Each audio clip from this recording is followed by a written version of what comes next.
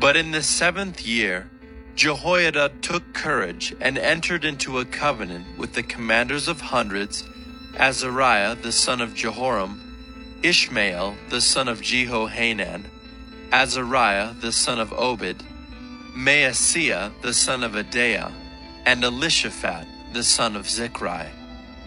And they went about through Judah and gathered the Levites from all the cities of Judah and the heads of fathers' houses of Israel. And they came to Jerusalem. And all the assembly made a covenant with the king in the house of God. And Jehoiada said to them, Behold, the king's son. Let him reign as the Lord spoke concerning the sons of David. This is the thing that you shall do.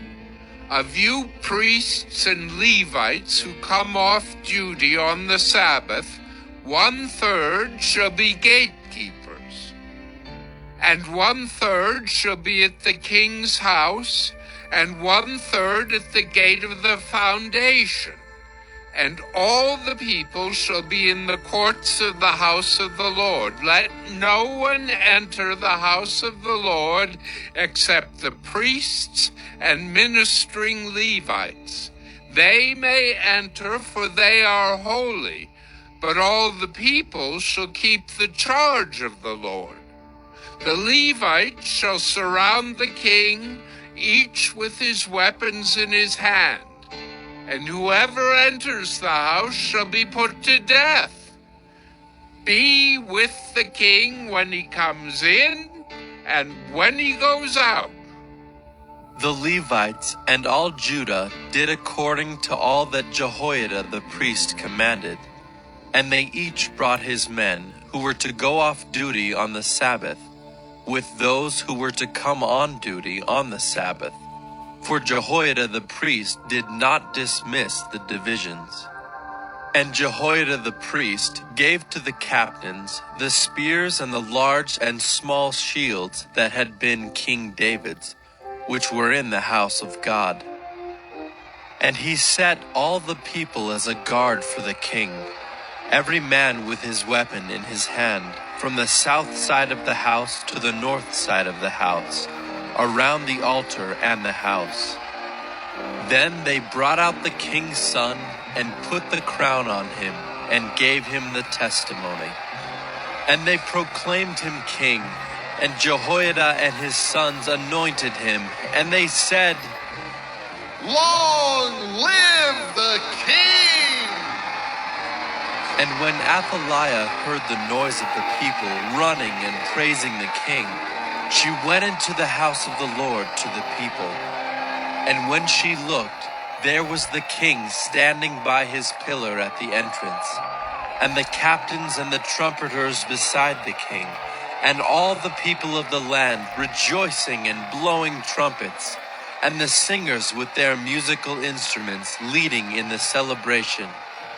And Athaliah tore her clothes and cried, Treason! Treason! Then Jehoiada the priest brought out the captains who were set over the army, saying to them, Bring her out between the ranks, and anyone who follows her is to be put to death with the sword. For the priest said, Do not put her to death in the house of the Lord. So they laid hands on her, and she went into the entrance of the horse gate of the king's house, and they put her to death there. And Jehoiada made a covenant between himself and all the people and the king, that they should be the Lord's people. Then all the people went to the house of Baal and tore it down. His altars and his images they broke in pieces, and they killed Mattan the priest of Baal before the altars. And Jehoiada posted watchmen for the house of the Lord, under the direction of the Levitical priests and the Levites, whom David had organized to be in charge of the house of the Lord, to offer burnt offerings to the Lord, as it is written in the law of Moses, with rejoicing and with singing, according to the order of David. He stationed the gatekeepers at the gates of the house of the Lord, so that no one should enter who was in any way unclean.